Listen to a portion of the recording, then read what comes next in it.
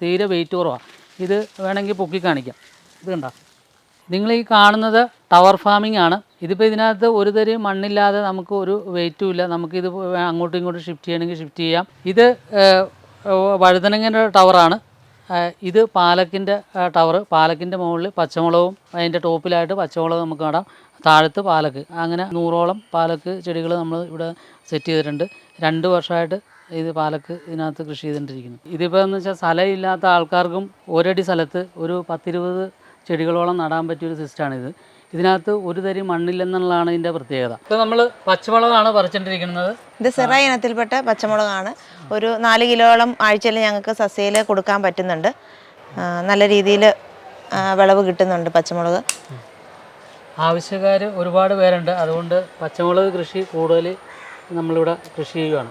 നാളത്തേക്ക് പിന്നെ വെണ്ടയ്ക്ക ഒരു 1.5 കിലോ 2 കിലോത്തോളം ഉണ്ടാവും. പിന്നെ പച്ചമുളകാണെങ്കിൽ ഒരു 5 കിലോത്തോളം പച്ചമുളകുണ്ട്, തക്കാളിയുണ്ട്, അതേപോലെ തന്നെ പാലക്ക്, ചീര, വഴുതനങ്ങ, അങ്ങനെ എല്ലാ സംഭവങ്ങളും തന്നെ ഇവിടെയുണ്ട്. പീച്ചിൽ ഇത് നല്ല 1-ാം തരം പച്ചമുളക്, നല്ല എരിവുള്ള പച്ചമുളകാണ്. ആവശ്യക്കാർ ഏറെ ഉണ്ട്. ഇത് മണ്ണില്ല കൃഷിയിൽ ഇത് ഒട്ടും വെയിറ്റില്ല സാധനത്തിന്. ഇതുണ്ട്, നിസ്സാര സംഭവമുള്ളൂ. മണ്ണ് ആകുമ്പോൾ ഒരു 10-15 കിലോ വെയിറ്റ് ഉണ്ടാവും ഒരു ഇത്രയും വലിയ ഡ്രമ്മിനകത്ത്. അപ്പോൾ നമുക്ക് വെയിറ്റ് എടുക്കാനും ബുദ്ധിമുട്ട്, നമുക്ക് അങ്ങോട്ടും ഇങ്ങോട്ടും ഷിഫ്റ്റ് ചെയ്യാനൊക്കെ ഭയങ്കര പ്രയാസമാണ്. അപ്പോൾ ഇതാകുമ്പോൾ ചുമ്മാ ഒറ്റ കൈക്ക് തന്നെ ഇങ്ങനെ അങ്ങ് പൊക്കാം. ഇതിനകത്ത് ഇപ്പോൾ 10-16ഓളം ടവർ സെറ്റ് ചെയ്തിട്ടുണ്ട്. ഇതെൻ്റെ മട്ടുപ്പാവാണ്. എൻ്റെ പേര് സുധീർ പി കെ എന്നാണ്. ഉദയംപേരൂർ പഞ്ചായത്ത്, എറണാകുളം ജില്ലയിലാണ് ഞാൻ താമസിക്കുന്നത്. ഞാൻ 15 വർഷത്തോളം ഗൾഫിലായിരുന്നു. അത് കഴിഞ്ഞ് നാട്ടിൽ വന്നു. ടെറസ് കൃഷിയോട് ഭയങ്കര താല്പര്യമായിരുന്നു. നമ്മൾ അങ്ങനെ കണ്ട് ടെറസ് കൃഷി ആരംഭിക്കുകയാണ് ചെയ്തത്. ഇത് എഫക്റ്റീവായി. ഇത് ചെടികൾ നല്ലോണം വളരുകയും ചെയ്യും. വേരുകൾ ഏകദേശം ഇറങ്ങിപ്പോകാനും ഒക്കെ എയറേഷനും കിട്ടും. അപ്പോൾ ഒരു നല്ല സംഭവമായിട്ട് എനിക്ക് കഴിഞ്ഞ 2 വർഷമായിട്ട് എനിക്ക് അറിയാവുന്ന കാര്യമാണ്.